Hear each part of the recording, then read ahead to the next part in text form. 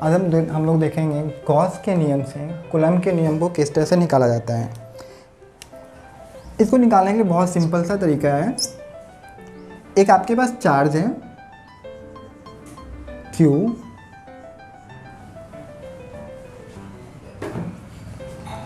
First we have know that Coulomb's law आपको find करना है, तो हम गॉस के नियम से फाइंड करना है। तो चार्ज के चारों ओर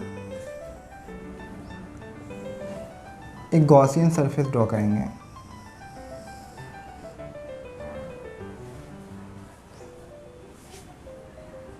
ये क्या है, आपका गॉसियन सरफेस है S, इसकी रेडियस आपका R है और हर पॉइंट पे रेडियस आपका क्या है, R ही है।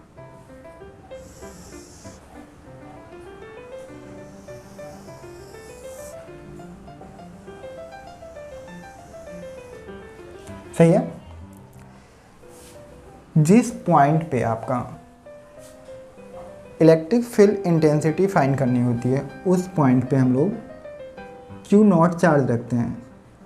और Q0 चार्ज क्या होता है, ये आपका टेस्ट चार्ज है जिसको हम लोग परिणामी आवेश कहते हैं। सही है, इसको हम लोग परिणामी आवेश कहते हैं। Q0 चार्ज ऑलवेज क्या होंगे, पॉजिटिव होते हैं। ये हमेशा पॉजिटिव होगा। हमने जो चार्ज रखा है वो कौन सा चार्ज है, ये भी आपका चार्ज पॉजिटिव है और ये चार्ज पॉजिटिव है। ये पॉजिटिव चार्ज इस चार्ज को इस डायरेक्शन में रिपेल करेगी और इसी डायरेक्शन में आपका इलेक्ट्रिक फील्ड इंटेंसिटी होगा E,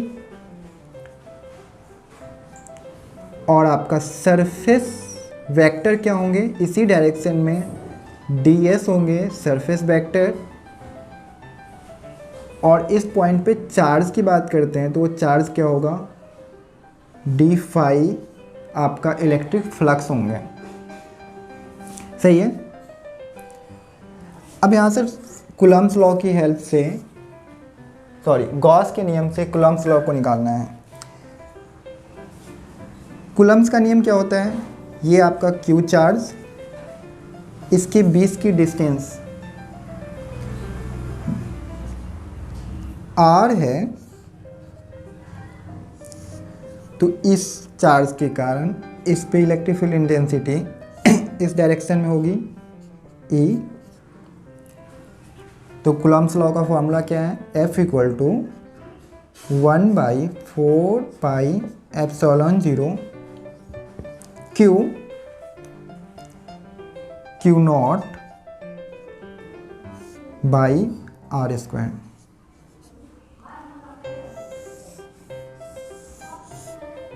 फोर्स का दूसरा फॉर्मूला भी होता है F इक्वल टू QE। सही है। अब आगे देखते हैं हम लोग, इलेक्ट्रिक फ्लक्स का फॉर्मूला क्या होता है। इलेक्ट्रिक फ्लक्स इक्वल टू होते हैं Q/ε0। इस इक्वेशन हम 1 कह सकते हैं। हमें इलेक्ट्रिक फ्लक्स अगर d फाई छोटे से पॉइंट पे इलेक्ट्रिक फ्लक्स कितना होगा वो फाइंड करना होगा, तो आपको लिख सकते हैं d फाई इक्वल टू आपका होगा E डॉट ds। एक चीज़ याद रखना है यहाँ, इसके बाद सॉल्व करते हैं इसको।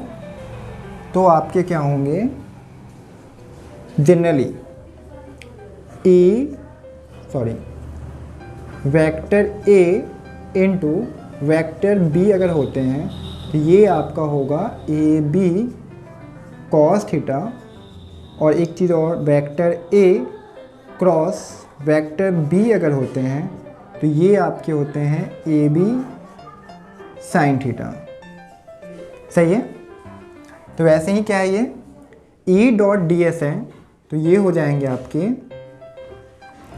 E ds cos theta. सही है, ई dot D S cos theta.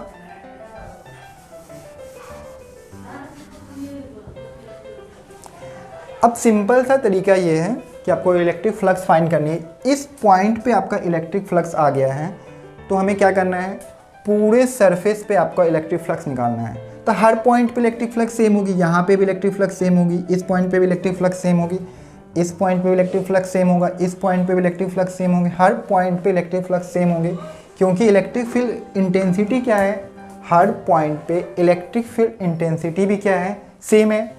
और ये आपका सर्किल नहीं है, हॉलो स्फीयर है, ये पूरा हॉलो स्फीयर है। इस पॉइंट पे आपका क्या है, चार्ज है, यहाँ से इस डिस्टेंस r डिस्टेंस पे इलेक्ट्रिक फील्ड इंटेंसिटी सेम होगी, यहाँ पे सेम होगी, इस पॉइंट पे सेम होगी, इस पॉइंट पे सेम होगी, हर डिस्टेंस पे इलेक्ट्रिक फील्ड इंटेंसिटी सेम है। तो हम लोग क्या कर सकते हैं, इसे इंटीग्रेशन कर सकते हैं। अगर आप डी फाई का इंटीग्रेशन करते हैं तो ये इंटीग्रेशन होती है phi equal to integration of A D S cos theta. Constant का इंटीग्रेशन नहीं करते हैं, हर पॉइंट पे हमारा इलेक्ट्रिक फील्ड इंटेंसिटी क्या सेम है, क्योंकि डिस्टेंस सेम है तो इलेक्ट्रिक फील्ड इंटेंसिटी क्या होगी, वो भी आपका सेम होगा। तो क्या हो जाएंगे, ई को हम लोग बाहर कॉमन कर सकते हैं और लिख सकते हैं integration of S D S cos theta. सही है। एक चीज और है,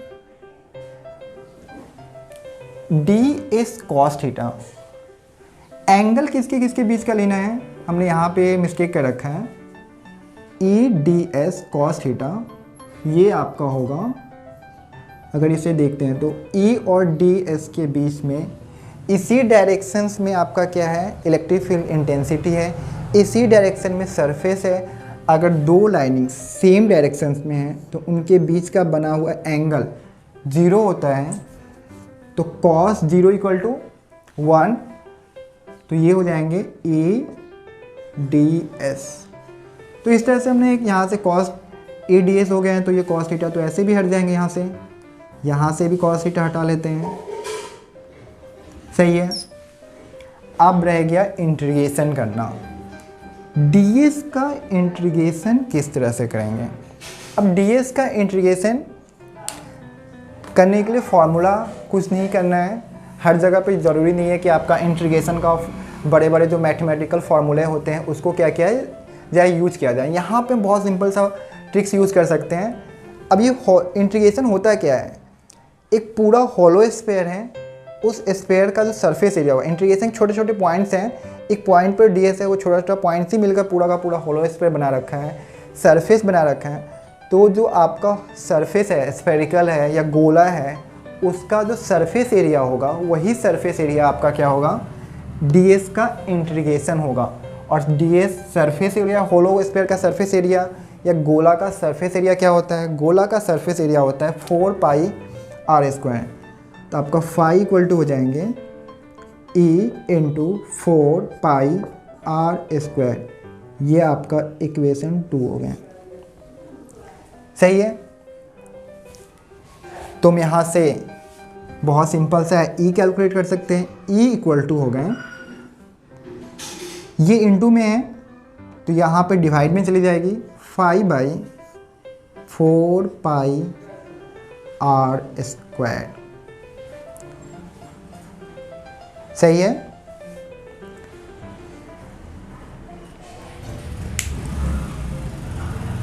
फाई क्या है, फाई की वैल्यू आप देखेंगे तो हमने यहाँ पे लिखा है phi equal to Q by epsilon 0।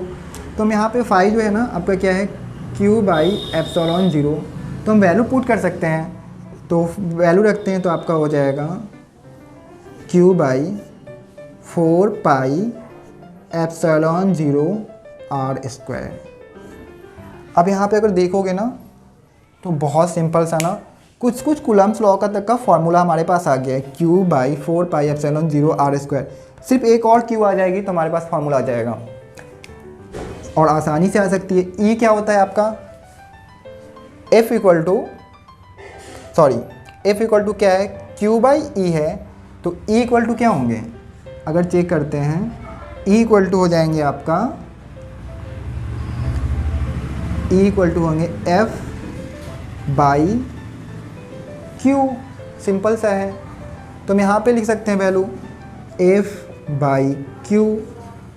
Q नीचे है तो क्रॉस मल्टीप्लिकेशन होगी, ये वाला इससे इंटू हो जाएगा और F इक्वल टू हो जाएंगे Q by 4 pi R square epsilon 0 रह गए हैं। और इसको थोड़ा सा और अच्छी तरह से लिखते हैं तो ये हो जाएंगे 1/4 pi epsilon 0 Q not by R square. और यही तो आपका कूलम्स लॉ होता है। इसको और भी सही से कर सकते हैं। कूलम्स लॉ क्या है? If directly proportional to Q into Q not, Q कर सकते हैं। If inverse proportional to 1/R square, इसी को तो हम लोग कूलम्स लॉ कहते हैं।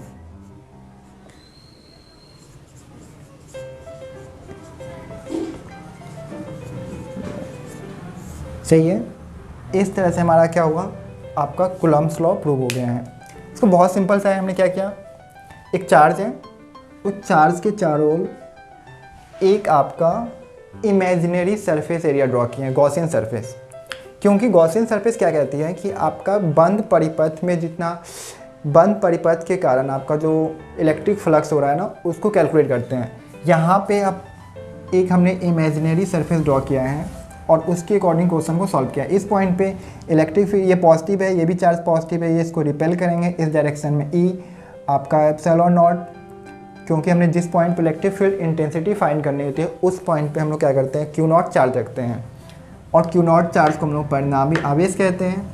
क्यू नॉट चार्ज आपका पॉजिटिव होते हैं। D S D phi formula क्या है कूलम्स लॉ का, F equal to 1/4 pi Q not by R square. दूसरा फॉर्मूला क्या होता है, F equal to Q E, phi equal to Q by epsilon 0, D phi equal to E dot D S.